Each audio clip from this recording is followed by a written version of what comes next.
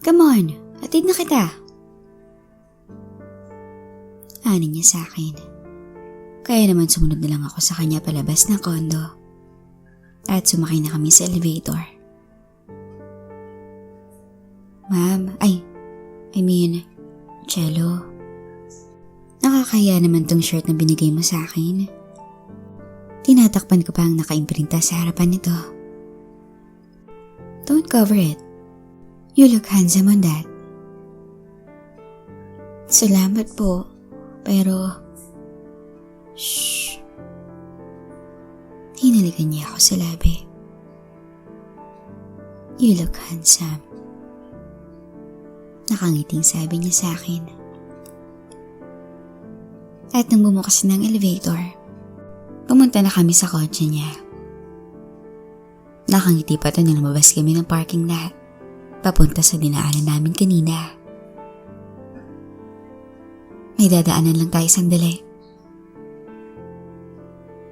Nanlaki ang mga mata ko dahil shopping district na ang dinadaanan namin. Ano pong ginagawa natin dito? You'll see. Ani niya tumarada na kami sa isang butik at niyaya akong bumaba. Pwede dito na lang ako sa kotse? Babantayan ko po to, promise. I always park my car here again. I know it's safe. Come on, let's go.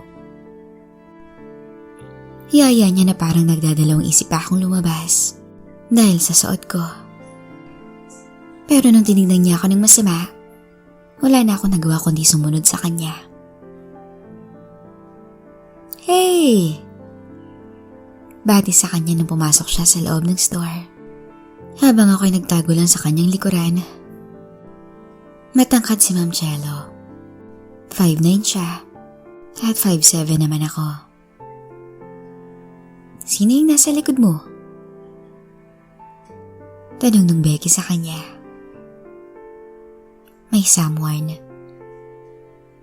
Sagot niya na lumapit to sa counter. Ma'am Cello. Bati ng babae sa kanya. Nandito na ba? Tanong niya dun sa babae. Yup. Wait here. Kukunin ko lang po sa likod. Ma'am Cello, hindi ko alam mahilig ka pala sa ganyan. Ani nung Becky sa kanya.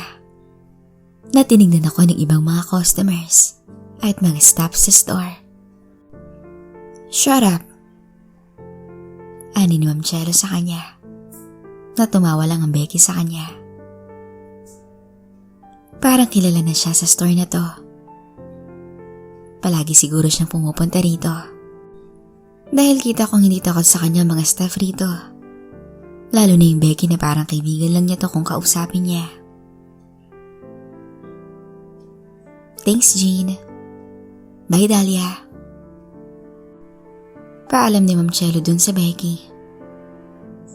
Bye, Ma'am Cel. Balik ka agad ah. Sure ding. Sagot niya. Dalhin mo liyan. Sagot sa kanya ng Becky. If he behaves well, why not? Paglabas namin ng store, nagmamadali akong sumakay sa kotse niya.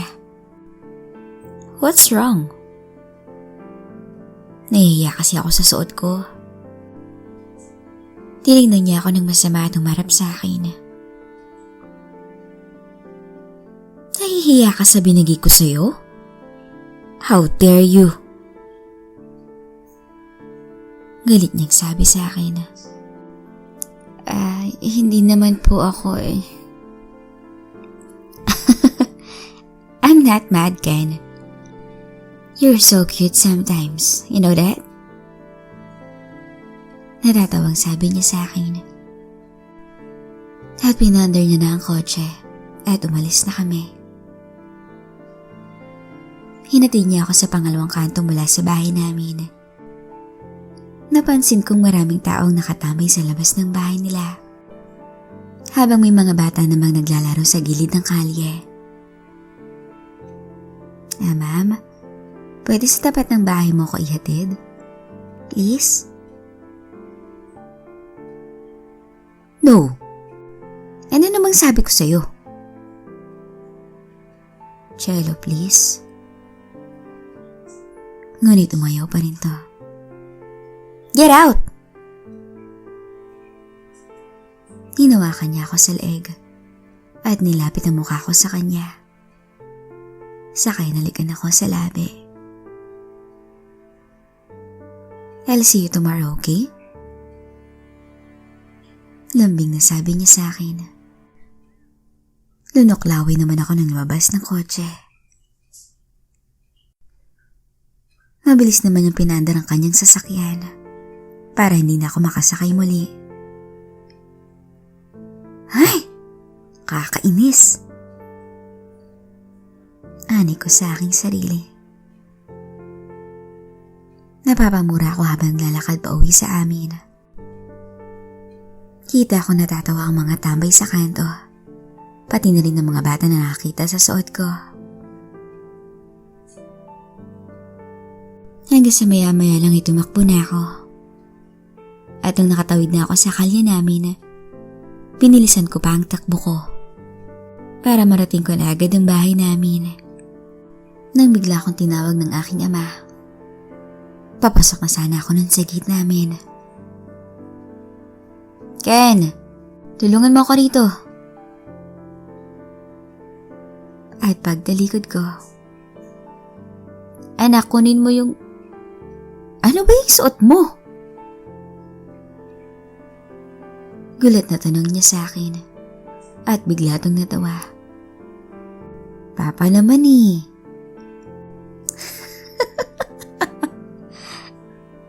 Sorry anak. Kunin mo nga yung yung supot sa likod. Ani ng kanyang ama. Sige po.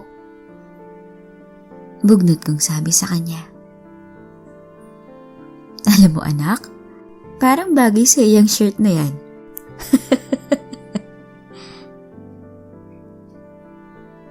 Ani niya't pumasok na to sa loob at sumunod na ako sa kanya. Kuya! Kuya, para kang bading! Sigaw ng kapatid ko nung nakita niya ako pumasok sa gate. Pati rin ang aking inay natawa sa suot ko. Hindi to madaling patawanin, pero talagang natawa to. Buti masaya kayo. Ani ko sa kanila nung nasa loob na kami ng bahay. Anak naman kasi, bakit hindi mo nilang hinubad ang shirt na yan? Tanong ng aking ama. Ewan. Sagot ko sa kanya at umakyat na ako sa kwarto. Napagtripan ako ng amo ko Hinubad ko ang aking shirt na suot at tinignan ko to.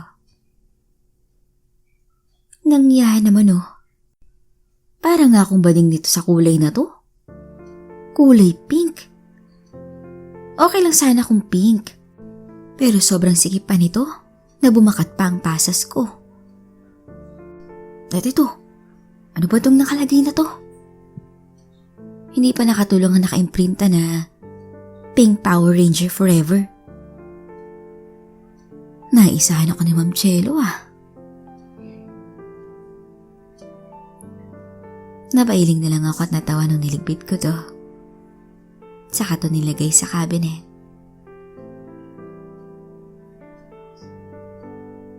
Nanood kami ng TV sa sala. Nang biglang tumunog ang phone ko sa itaas. Ken, phone mo. Ani ni Mama. Kaya naman dali-dali akong umakyat. Narinig ko na nagliring pa to ng ilang beses bago ko to nasagot. Hello? Ken, Saan ka ba nagpupunta? Tanong ni Dayan sa akin. Sa tabi-tabi lang. Napatawag ka.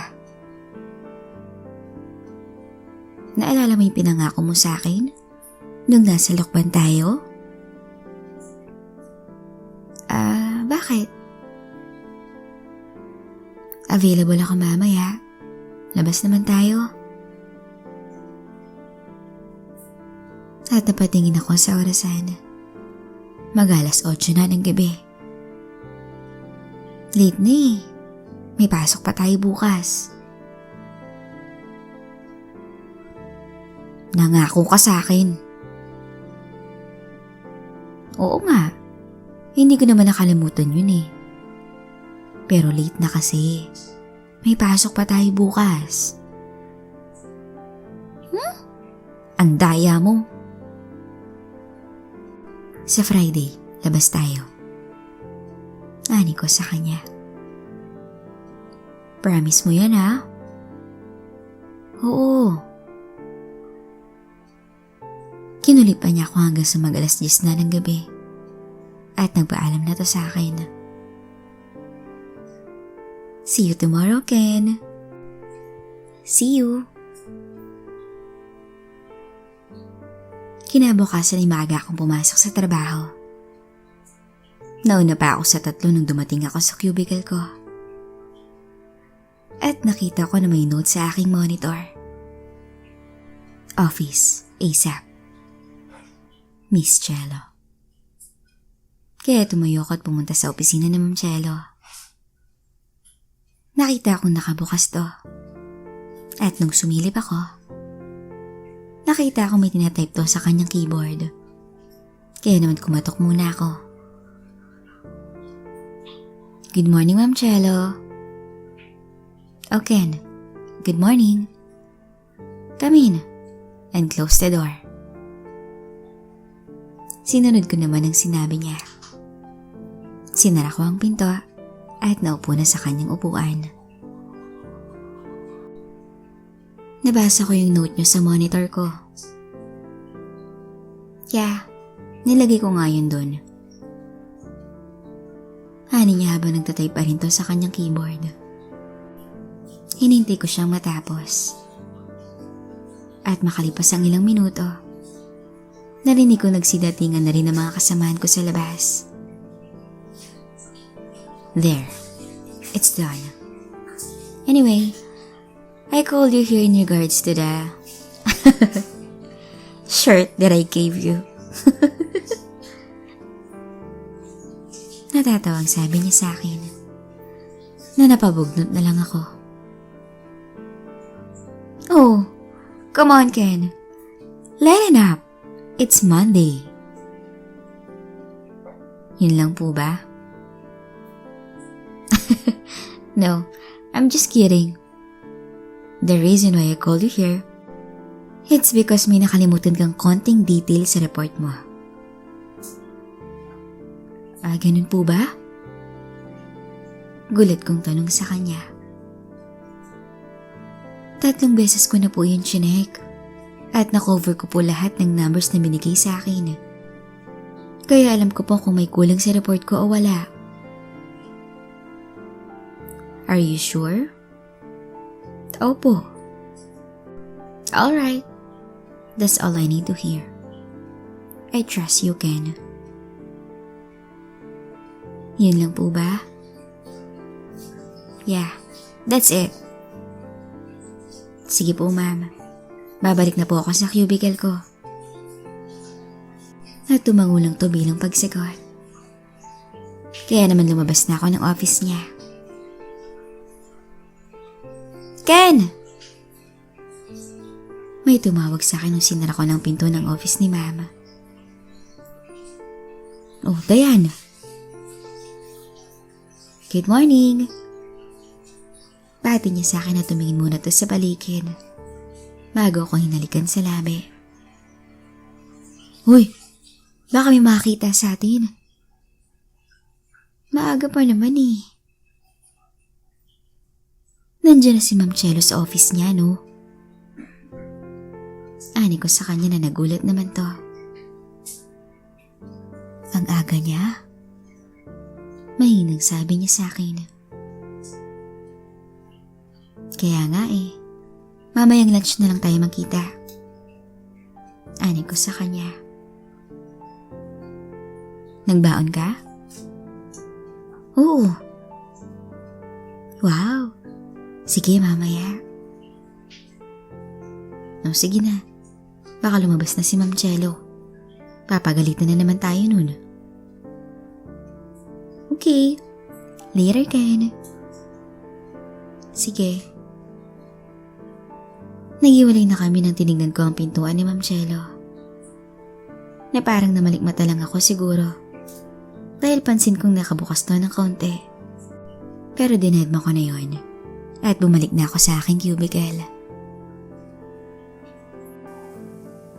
So, kamusta naman ang weekend nyo? Tanong ko sa tatlo na nakatayo sa gitna ng cubicle ko. At kita ang mga ulo nila. Enjoy! Sobrang saya namin dun. Saad ni Aldwin sa akin. May mga nakilala nga kami mga chicks dun Dagdag pa niya. Silang dalawa lang sumama. Kasi si Tina, ani ni Jeff. Sumama si Tina? Akala ko ba for the boys lang? Pasingit kong tanong. Alam mo naman ang rason, di ba? Nahuli na kasi kami ng lokong to. Kaya hindi pumayag si Tina na kami lang. Ani ni Jeboy. Iisang tent lang kayo? Tanong ko sa kanila. Malamang dalawa. At least sa aming tatlo, ako ang nakascore. Natatawang sabi ni Jeff. Under ka naman. Nagtawanan sina Jepoy at Aldwin. Tigang naman kayo. Balik ni Jet sa kanila. Nanatahimik naman ang dalawa. Akala ko napahiya sila. Yun pala. Palapit pala sa amin si Ma'am Chelo. Ken. Ay, po ma'am? About that report I told you about. Yes po ma'am. Na-review ko. At meron talagang mali sa ginawa mo. Can you please follow me upstairs? Para doon natin i-review yung report mo. Dumungaw pa ang tatlo sa akin. Naagad rin namang yumuko. Nung lumingon sa kanila si Ma'am Chelo. Opo ma'am. Dadalhin ko po yung mga kopya ng report ko. At sumunod na ako sa kanya papunta sa elevator. Ken.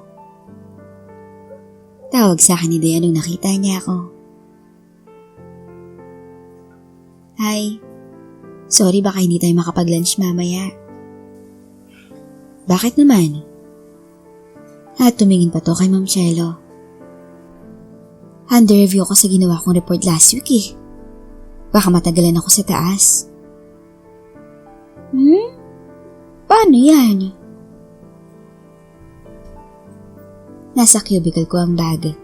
Kunin mo na lang doon. Ani ko sa kanya. Sorry talaga. Let's go, Ken. Yaya ni Ma'am Chelo nung bumukas na yung pinto ng elevator. Nung lumabas na yung dalawang tao sa sumunod na floor, pagkasara mismo ng pintuan ng elevator, humarap siya sa akin at tinignan ako ng masama. Bakit po? Tanong ko sa kanya na humarap ulit sa pinto at hindi siya nagsalita. Nasa third floor kasi ang opisina namin at yung mismong review team na nag-review sa mga reports na lumalabas sa office namin ay nasa 5th floor. Yung kumpanya namin na nag-occupy sa 3rd hanggang 7th floor. Habang yung department namin ang nasa baba. Pagbukas ng pinto ay lumabas na kami at naglakad sa mahabang hallway patungo sa pinakadulong pinto sa kalabang side ng building. Bawat nadadaanan naming empleyado ay humihinto at binabati si Ma'am Cielo. Good morning, ma'am. Isa-isa sa kanila ang bumati sa kanya. Nagaya ni Ma'am Cielo na kilala namin, na dinededma lang sila at diretso lang itong naglakad papunta sa review room. Good morning, Ma'am Cielo. Bati ng babae sa kanya. Bethany, we are going to use the review room. And I don't want anyone to disturb us. Understood? Yes, ma'am. Is there anything else I can assist you with, ma'am? Order me some sushi for lunch. Ken? Tumingin siya sa akin. May baon po ako, ma'am. Okay na po ako. Buy him a burger and a soda. And as for me, I want some iced tea. And knock before you open the door. Okay? Utos niya kay Bethany. Nakita ko nagsulat pa to sa whitepad niya. I understand po, ma'am. Sagot niya nang hinitian lang ako nito. At agad na ring umalis. Let's go inside, Ken. Yaya sa akin ni Ma'am Cielo. Kaya naman pumasok na kami sa loob. Nilagay ko agad ang lahat ng dalakang files. At isa-isa ko itong nilatag sa mahabang mesa. Ito po yung lahat ng copies ng files ko sa report na ginawa ko po last week, Ma'am Cielo. Ani ko sa kanya. Nalumapit naman siya sa tabi ko. At bigla kong hinawakan sa mukha. Saka pinaharap sa kanya. Ano yung narinig ko kanina? Kita kong nainis to sa akin. Naikinagulat ko naman. Ano po yung narinig niyo? Tanong ko sa kanya na nilawit pa niya ang mukha niya sa akin. At sa sobrang lapit, naglapat ang aming mga labi. Nakakala ko halikan niya ako. Yung narinig ko kanina. Ano yun? Dapat po kasi, ma'am, mag-out of town kaming 4. Pero hindi natuloy dahil sa trip natin sa Lukban. Hindi yun. Yung sa labas ng office ko. Ano niya kaya nagulat ako. At naalala ko kanina na gumalaw ang pintuan ng office niya. Ano po, ma'am? Sabay po kasi kami magla-lunch dapat ni Dayan ngayon. Hindi yan ang narinig ko. Hinawakan niya ako sa kwelyo at sinabi niya, Be honest with me. I am going to throw you on the floor. Pananakot niya sa akin.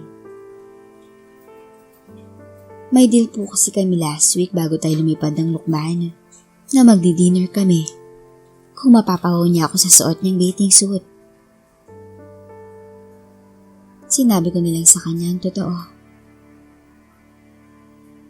Ganun ba? At binitawan niya ako. At inayos ko naman ang aking damit. Totoo po, Ma'am Cielo. Napagkasunduan na namin yan before pa yung sa atin. Napatingin siya sa akin. Sumakit naman bigla ang kaliwang braso ko dahil sa bilis ng suntok niya. Aray! Napatras ako nung maramdaman ko yun. Nakita ko naman ang galit sa mukha niya. Don't you even dare, Ken? Ano niya sa akin? Hindi ko maintindihan anong ibig niyang sabihin. Hiniangat niya ang receiver ng phone at may tinawagan to. I'm hungry. Where's my food? Galit na sabi niya habang nakatingin siya sa akin.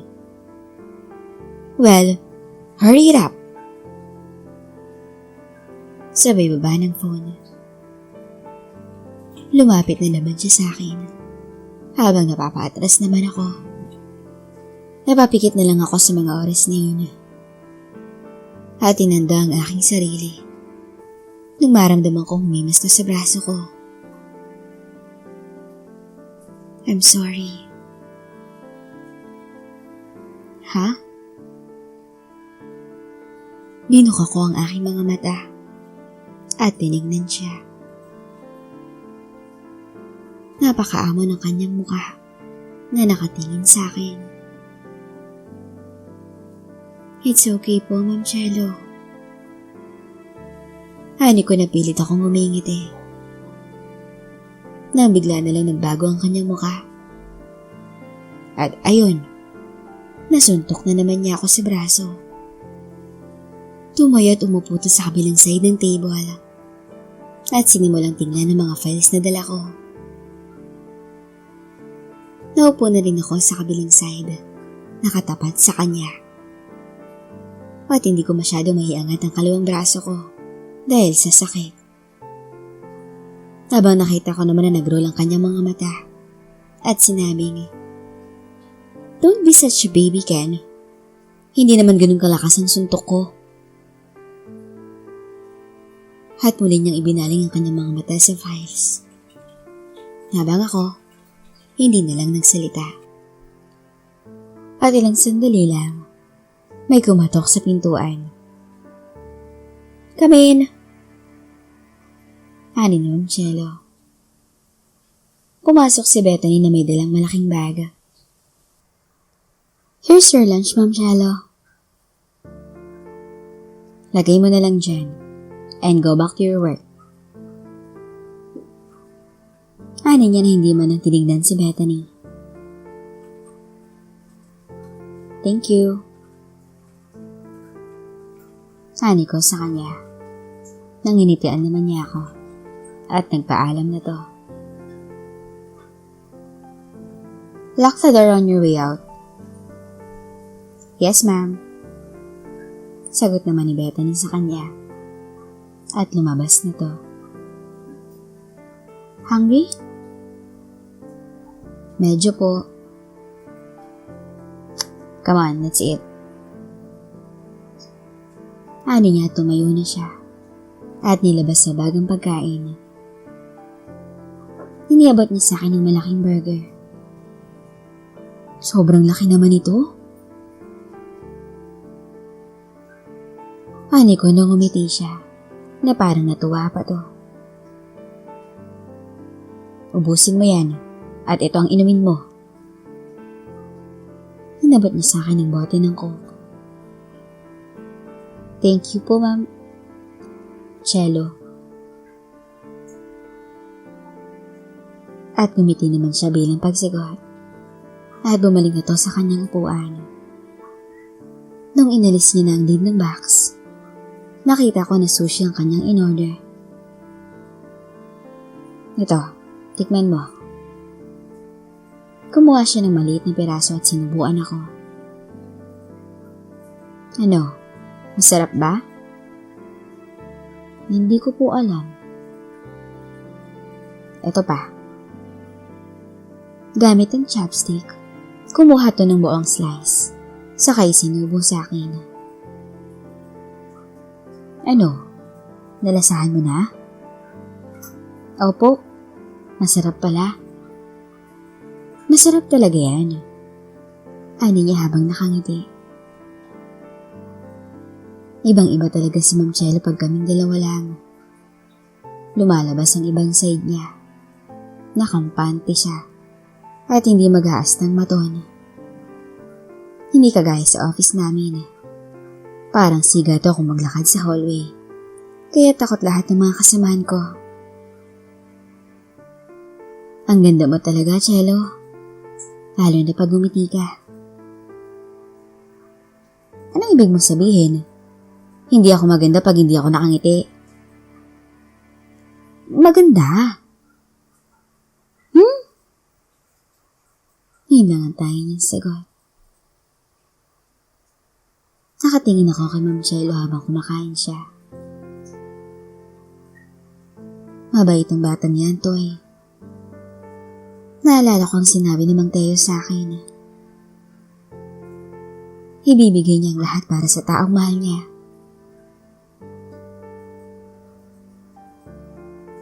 Nang sa hindi ko malamang dahilan, bigla ko na lamang inabot ang kamay ni Ma'am Cielo at sinabi nga,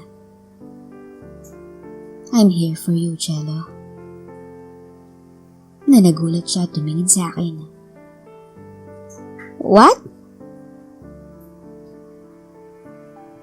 Tanong niya nang initian ko naman siya. I will always be here for you. Tumayo ako at lumipat sa side niya at lumuhod sa kanyang gilid. Then, hinawakan ko ang kanyang pisngi at hinalikan ko siya sa labi. Napansin ko na binitawan niyang hawak niyang chopstick at yumakap to sa akin. Are you sure? Bulong niya sa tenga ko. Yes, I'm sure. Ani ko sa kanya. Nakatinginan kaming dalawa at nginitian niya ako. Maya-may bigla na lamang siyang yumuko. Kaya naman inangat ko to. Bakit? Tanong ko sa kanya. Nothing. Kaya naman muli ko siyang niyakap. Sure ka ba sa sinasabi mo? Muli niyang tanong sa akin. Oo. Talaga? Kahit na sinusuntok kita? Mahina lang naman eh. Kahit tinatakot kita? Hindi naman ako natatakot. Bumitaw siya sa pagkakayakap at sinabing, di ka takot. Well, oo. Natatawa kong sabi sa kanya na muli akong sinuntok sa braso. Sorry. Hani niya na hinalik-halikan pa ako sa labi. Ngumiti ako sa kanya at ngumiti rin naman siya sa akin. Pagkatapos naming i-review ang report ko, bumalik na kami sa 3rd floor na magkaawak pa ang aming mga kamay nang nasa loob kami ng elevator. Bumitaw lang kami nung huminto na to. Diane, tawag ni Ma'am Cielo sa kanya. Yes, ma'am? I need you to pull out the Kinenas account and bring it in my office. Yes, ma'am. Sagot niya na tumingin pa sa akin. Sorry. Mahinang sabi ko sa kanya. Call you. Sabi niya sa akin ng mahina. At tumingin naman sa akin si Ma'am Cielo. Sige. At nakita ko naman ang reaksyon sa kanyang mukha. Ken! Ma'am? Go back to work! Galit na sabi niya. Na agad naman siyang tumalikod at pumunta na sa kanyang office. Nagpaalam na rin ako kay Diane dahil pati siya natakot rin. 30 minutes na lang yung mag-alas 4 na. Kaya isa-isa ko nang nililigpit ang mga gamit ko para ipasok sa drawer ko. Nang biglang tumunog ang aking cellphone. Diane? Nasabi ko nilang dahil nahirapan akong sagutin to. Hello? Sagot ko na hindi ko makita sa LCD kung sino ang tumawag. Ken. Nagulat ako sa boses. Karen? Oo, ako to. Pupunta ka ba rito mamaya? Nakalimutan ko na nangako nga pala ako sa kanya. Napupuntahan ko siya mamaya sa apartment niya. Ha, oo nga no. Nangako ka sa akin, Ken.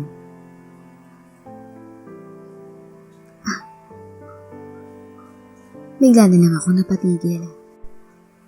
Dahil hindi ko napansin na nasa likuran ko na pala si Ma'am Cielo. Kaya nung tumalikod ako para hanapin siya, nakita ko na nakatingin siya sa akin. Maraming tumatakbo sa isipan ko na parang nasa gitna ako ng dalawang daanan. At kailangan kong isipin ng mabuti kung saan daan ako pupunta. Papunta ba kay Karen? Okay, Ma'am Cielo. Ken, andyan ka pa ba? Tanong ni Karen sa akin, habang nakatingin naman ako sa mga mata ni Ma'am Cielo.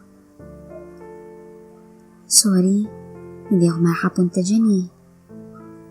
Sabay baba ako ng phone. Nang umiti naman si Ma'am Cielo at umalis na to. Napayoko na lang ako sa nangyari. Na tila pumili na ako ng daang tatahakin. I'm sorry, Karen. I'm sorry. Mahinig sabi ko. Namuli akong tumalikod paharap sa monitor ko. Napatabon ako sa mukha nung pumasok sa isipan ko ang mukha ni Karen.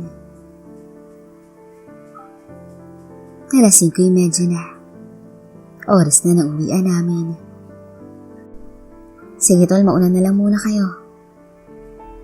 Ani ko sa 3. Dahil nagliligpit pa ako ng mga files ko. Ready ka na, Ken? Tanong sa akin ni Diana. Sorry, mauna ka na. Ani ko sa kanya. Yung dinner natin. Paalala niya sa akin. Pwede sa Friday na lang? Please.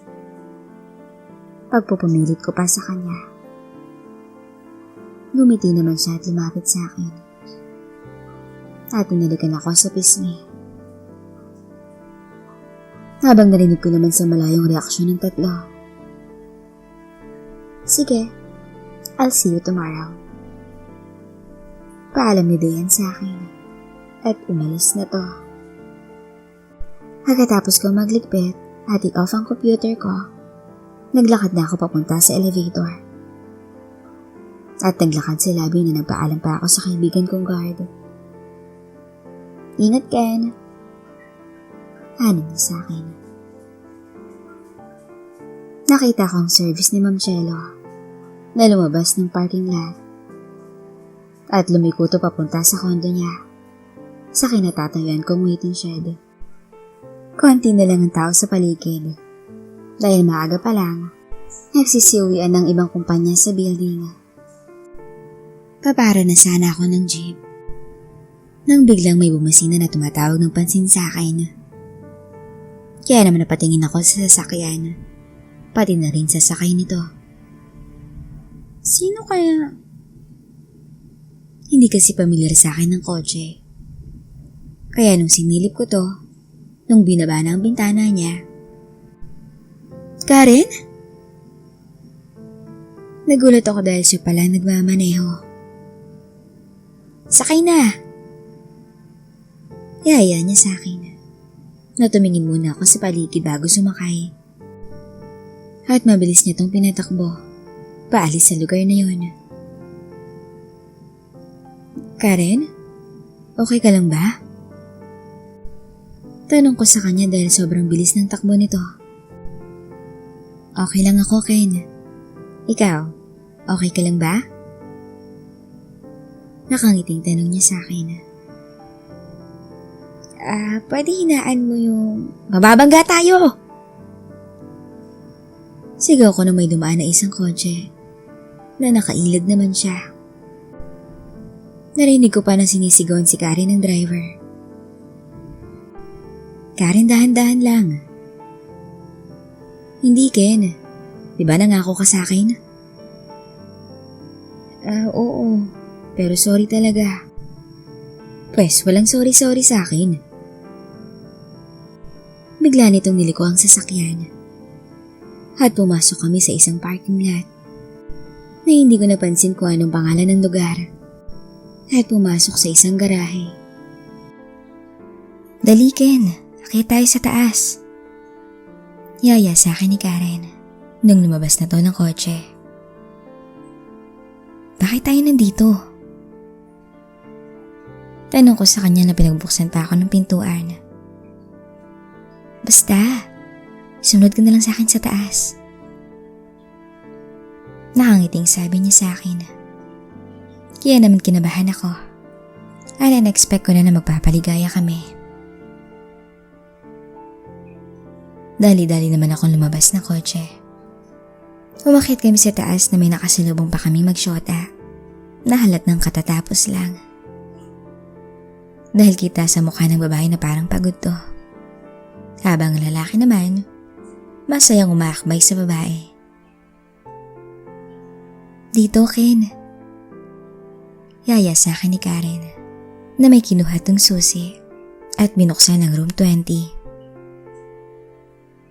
Halika, Ken. Pasok ka. Nakita ko may malaking kama at nakabukas ang TV. Upo ka. Ani niya sa akin. Kaya naman naupo ko kaharap ang malaking kama. Maya-may may kumatok sa pinto at pinapasok to ni Karen. Ito na po ang in-order niyo, ma'am. Iniabot niya rito ang 2 boteng beer at pagkain.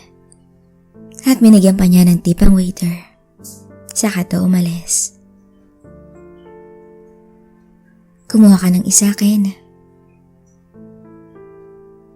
Umupo ito sa kama at tinatanggal niyang strap ng sandal niya. Okay lang ako. Ayoko kasi mag-amoy beer pag uwi ko mamaya sa bahay. Di mag-toothbrush ka. Ano niya sa akin matapos niyang ubarin ang kanyang sandals. At dahang-dahan nang gumalaw si Karen. Nautal na ako sa mga sinasabi ko sa kanya habang lumalapit to sa akin. Nang bigla siyang yumuko at nilapit ang mukha niya sa mukha ko na parang hahalikan niya ako. Pero bigla tong tumawa at inabot ang tuwala na nakabitin sa likuran ko. Relax ka lang, Ken. Ano ka ba? Ani niya sa akin. At narinig ko may nag-flash sa loob ng banyo. Kaya naman napatingin ako kay Karen. Yeah. Pumunta siya sa banyo at biglang bumukas ang pinto nito. Oh good, andito ka na pala. Ano ni Uncle dyan nang lumabas to ng CR. At hinalikan pa siya ni Karen bago ito pumasok sa loob ng banyo. Uncle Jan? Buti andito ka na. Bakit po kayo nandito? Takang tanong ko sa kanya. Dito? Para maiba naman. Umupo siya sa tabi ko at inabot sa akin ng isang bote ng beer. Ayoko po. Okay. Bakit niyo po ako pinapunta rito? Oo nga pala. Pupuntang probinsya si Karen. Gusto kong samahan mo siya. Bakit po? Ayoko pumiyahe mag-isa yan. Uncle, hindi ako pwede. May bago ko kaming project. At hindi ako pwedeng magbakasyon. Rason ko sa kanya. Weekend trip lang naman, boy. Sige na, samahan mo na si Karen. Pamimilit niya sa akin. Bakit hindi na lang po kayo? Kung pwede lang talaga ako na ang sasama sa kanya. Pero hindi eh. Isasama ako ng ante mo sa Cebu ngayong weekend, kaya hindi ako pwede. Dagdag pa niya. Yan naman napaisip ako. Dahil baka may activities kami ni Ma'am Chelo noon. Hindi ko po alam, Uncle. Kababalik ko lang din ho kasi galing Quezon. Business trip po. Basta. Samahan mo si Karen ngayong weekend. Okay? Ako na bahala sa expenses nyo. Hindi ko pa talaga masagot yan, Uncle. I-check ko po muna sa work ko at kina Mama at Papa. Ako nang bahala sa Mama at Papa mo. Walang problema yan. Ani nito sa akin. Kaya may lumabas na si Karen ng banyo. Nakatatapos lang din maligo. O, ayan na siya. Basta boy ha, samahan mo siya ngayong weekend. Uncle, hindi ko pa talaga alam. Basta, ako nang bahala sa parents mo. Sige, umuwi ka na. Ani niya sa akin na minamadali pa akong lumabas ng kwarto. Kaya naman lumabas na ako at bumaba na sa lobby. Saka sumakay ng taxi pa uwi sa amin. Kamusta ang trabaho? Tanong ni Papa habang nanonood ng balita sa sala. Okay naman po. Nakausap ko yung Uncle Jan mo kanina. Po? Pinagpapaalam ka niya sa akin. Ngayong weekend? Tanong ko. Oo. Pumayag na rin ng mama mo. Basta ingat lang sa biyahe ha. Ano kayang ginawa ni Uncle Jan? At napapayag niyang magulang ko na samahan ko si Karen sa probinsya niya. Ani ko sa aking sarili nung nasa kwarto na ako at nakahiga sa kama. Maya-maya tumunog ang phone ko at nung tinignan ko kung sino yon, nag-text si Diana. May review ka ba uli bukas? Hindi ko alam. Reply ko sa kanya. Tanong ko lang kasi dahil hindi na ako magdadala ng lunch natin bukas. Reply niya. Wala na siguro. Sige, magdala ka bukas. Alright. See you tomorrow. Good night. Good night din. Huli kong reply sa kanya. Saka chinarge ko na ang aking phone. At natulog. Nagising ako ng madaling araw dahil nagriring ang aking phone. At nung tinignan ko kung sinong tumatawag, nakita ko si Karen. Late na. Bakit ka napatawag? Ano? Okay na ba ang biyahe natin? I-check ko pa bukas sa trabaho. Baka kasi kailanganin ako sa weekend eh. Sige na, Ken. Samahan mo na ako. Sandali lang naman tayo dun eh. Hindi ko pa nga alam, Karen. Sinabi ko na kay Uncle Jan yan eh. Hindi ko pa alam. Basta susunduin kita sa Friday sa trabaho mo. Doon biyahe na tayo. Sa Friday? Hindi ako pwede.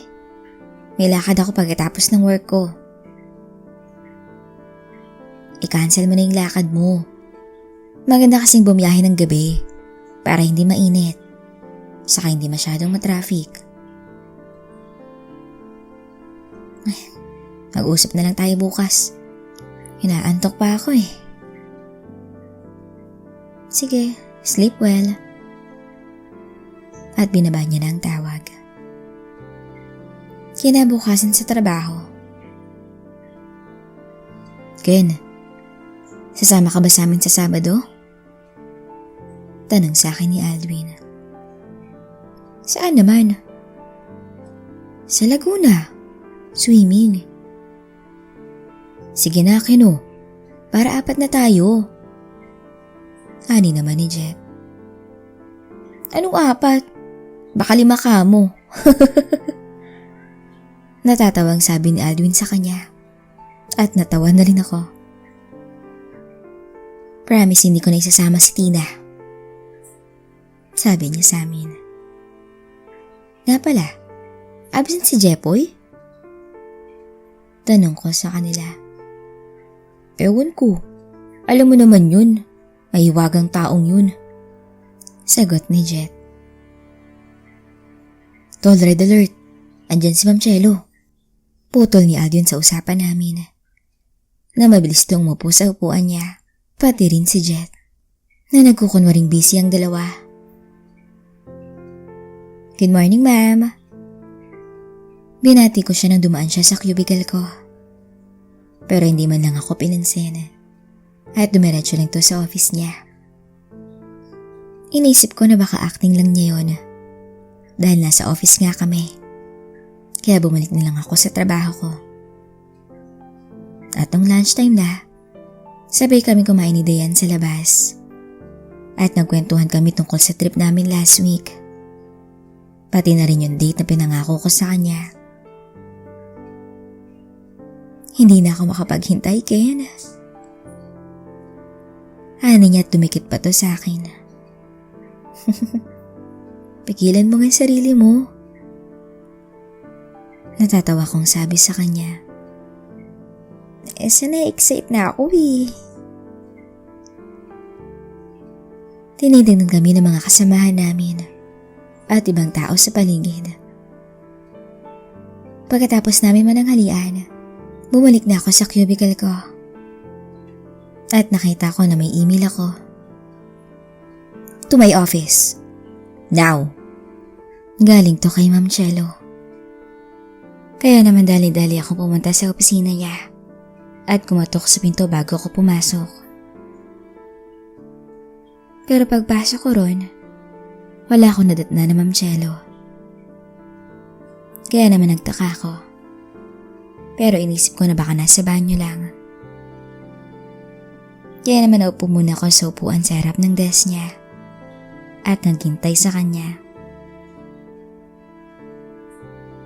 Tumipas ang 5, 10, 15, hanggang 20 minutos na wala pa rin si Ma'am Chelo.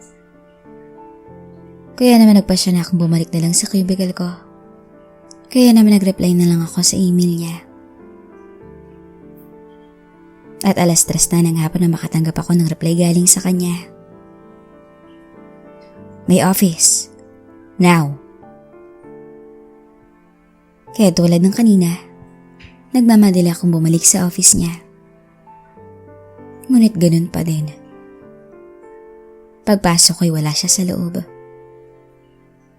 Huh? Wala na naman. Niloloko na yata ako nito eh. Kaya naman naupo ko ulit sa upuan at naghintay sa kanya. Hanggang sa umabot na naman ng 20 minutos, wala pa rin siya. Kaya muli na akong bumalik sa cubicle ko. At ganun ulit, nakatanggap ulit ako ng email sa kanya. Kaya naman patakbo na naman akong bumalik ng kanyang opisina.